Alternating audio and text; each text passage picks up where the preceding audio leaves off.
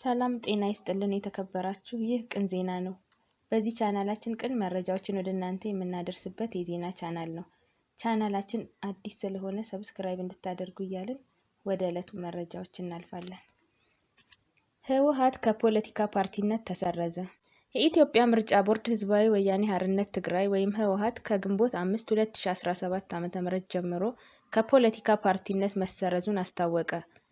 ቦርዱ ባወጣው መግለጫ እንዳስታወቀው ህወሓት ከየካቲት 5 2017 ዓ.ም ጀምሮ እግድ በመጣል ህወሓት የሚጠበቅበትን የእርምት እርምጃ እንዲወስድ የሰጠው ጊዜ በመጠናቀቁ በድርጅቱ ላይ የመሰረዝ ውሳኔ አሳልፏል። ከ4 ዓመት በፊት በትግራይ ውስጥ ከተቀሰቀሰው ጦርነት ጋር በተያያዘ በአገሪቱ ምክር ቤት በሽብር ቡድንነት ተፈርጆ የነበረው ህወሓት በኃይል እንቅስቃሴ ውስጥ በመሳተፉ በብሔራዊ ምርጫ ቦርድ ተሰርዞ እንደነበር ይታወቃል። ህዝባዊ ወያነ ሓርነት ትግራይ በአመጽ ድርጊት በመሳተፉ የተነሳ በአዋጅ ቁጥር 1162/2011 አንቀጽ 98 መሰረት ከፖለቲካ ፓርቲነት መሰረዙን ምርጫ ቦርድ ባወጣው መግለጫ ላይ አስታውሷል።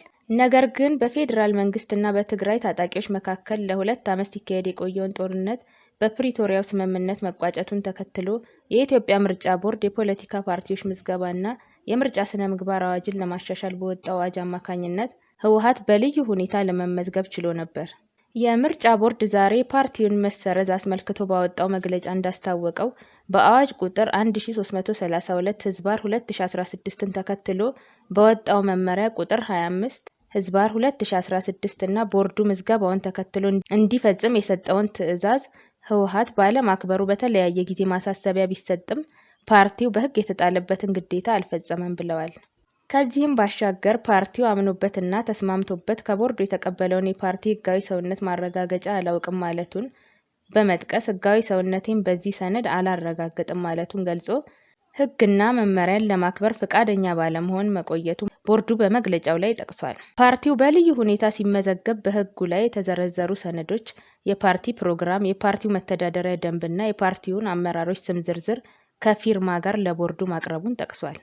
ነገር ግን ህወሓት ህጋዊ ሰውነቱ እንዲሰረዝ የተላለፈው ውሳኔ እንዲነሳ ሚያዝያ 13 እና ሚያዝያ 28 2015 ዓ.ም ለቦርዱ ባቀረበው ጥያቄ በልዩ ሁኔታ ፓርቲ ሆኖ ለመመዝገብ እንዲቀርቡ የተጠየቁትን ሰነዶች አንዳቸውንም አያይዞ አለማቅረቡን ቦርዱ በመግለጫው ላይ አመልክቷል።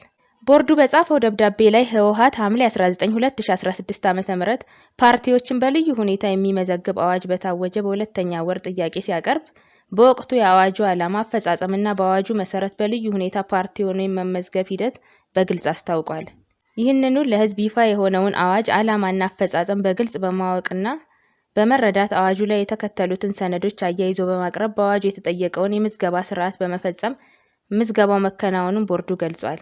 ህወሓት ሐምሌ 19 2016 ዓ.ም ህጋዊ ሰውነት ይመለስልኝ ብሎ ጥያቄ ሲያቀርብ ጥያቄው የቀረበው የአዋጁን መውጣት ተከትሎ መሆኑን ፍትህ ሚኒስቴር ህወሓት ለቦርዱ በጻፈው ደብዳቤ በልዩ ሁኔታ ስለመመዝገብ የሚያስረዳ መሆኑን ገልጿል። ቦርዱ ነሐሴ 3 2016 ዓ.ም በልዩ ሁኔታ በመመዝገብ የሰጠውን የህጋዊ ሰውነት ማረጋገጫ ሰርተፍኬት በተሰጠበት ወቅት በግልጽ የቀድሞ ህጋዊ ሰውነት እንደማይመለስለት መግለጹንም አስፍሯል። በወቅቱም የፓርቲው ከፍተኛ አመራሮች በቦርዱ ዋና መስሪያ ቤት ተገኝተው ሰርተፍኬትና ደብዳቤውን በሚገባ አይተውና አንብበው ተስማምተው ፈርመው መውሰዳቸውን በግልጽ በልዩ ሁኔታ ተመዝግቦ የተሰጠን ህጋዊ ሰውነት ማረጋገጫ አንቀበለውም ማለት ተቀባይነት የለውም ብሏል።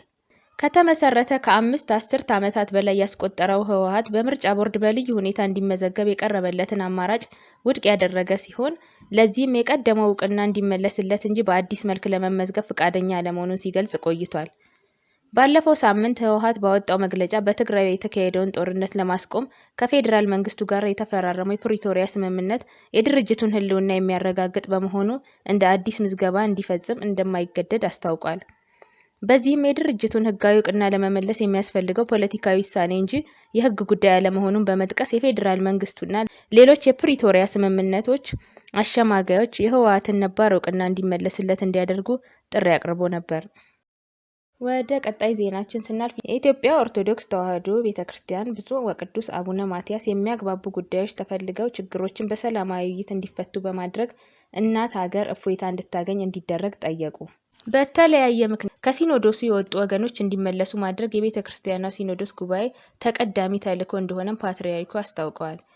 የቤተ ክርስቲያኗን ፓትርያርክ ይህንን ጥሪ ያስተላለፉት ረቡዕ ግንቦት 6 2017 ዓ.ም በተጀመረው ዓመታዊ የርክበ ካህናት የቅዱስ ሲኖዶስ ምልዓተ ጉባኤ ባደረጉት ንግግር ነው። ዛሬ የተጀመረው ይህ ጉባኤ የቤተ ክርስቲያኗን መንፈሳዊ፣ ማህበራዊና ኢኮኖሚያዊ አስተዳደራዊ አፈጻጸሞች በመገምገም ለቀጣዩ ጊዜ የሥራ አቅጣጫን የሚያስቀምጥ እንደሆነ ፓትርያርኩ በመክፈቻ ንግግራቸው ገልጸዋል። ብፁዕ አቡነ ማትያስ በአሁኑ ሰዓት የኢትዮጵያ ኦርቶዶክስ ተዋሕዶ ቤተክርስቲያን በሁሉም ዓለም ክፍሎች እንደምትገኝ መናገራቸውን በቤተ ክርስቲያኗ መገናኛ ብዙኃንና ማህበራዊ ሚዲያ ላይ የተሰራጨ የፓትርያርኩ ንግግር አስመልክቷል። የሲኖዶሱ መንበር በሚገኝባት ምድር ኢትዮጵያ ከመቼውም የተሻለ ስራ በመስራት ለእግዚአብሔር መታዘዝ፣ ህዝቡንም ማገልገል ይገባናል ሲሉ የሲኖዶሱ አባላት አሳስበዋል። ብፁዕ አቡነ ማትያስ በዚህ ንግግራቸው በተለያየ ምክንያት ከሲኖዶሱ የወጡ ወገኖች መኖራቸውን ጠቅሰዋል። ሁላችንም እንደምንገነዘበው በሲኖዶሳችን ያልታቀፉ ብዙ ወገኖች በሀገር ውስጥ አሉን። እነዚህ ወገኖች አንዳንዶቹ በተለያየ ምክንያት ከኛ የወጡ ናቸው ብለዋል። ፓትርያርኩ ከሲኖዶሱ ወጥተዋል ያሏቸውን ወገኖች ለይተው ባይጠቅሱም በትግራይ የሚገኙ የኦርቶዶክስ ቤተክርስቲያን አባቶች የራሳቸውን ቤተ ክህነት እንዳቋቋሙ ይታወቃል።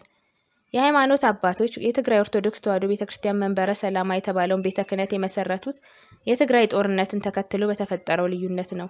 ጦርነቱን ያስቆመው የፕሪቶሪያ ስምምነት ከተፈረመ በኋላ የቤተ ክርስቲያኗ መሪ አቡነ ማትያስ ወደ ትግራይ ተጉዞ የነበረ ቢሆንም ከትግራይ አባቶች ጋር እርቅ ለማውረድ የተደረገው ጥረት አልተሳካም። ብፁዕ አቡነ ማትያስ በዛሬው ንግግራቸው ከሲኖዶሱ የተነጠሉ ወገኖችን መመለስ የጉባኤው ተቀዳሚ ተልዕኮ እንደሆነ ተናግረዋል።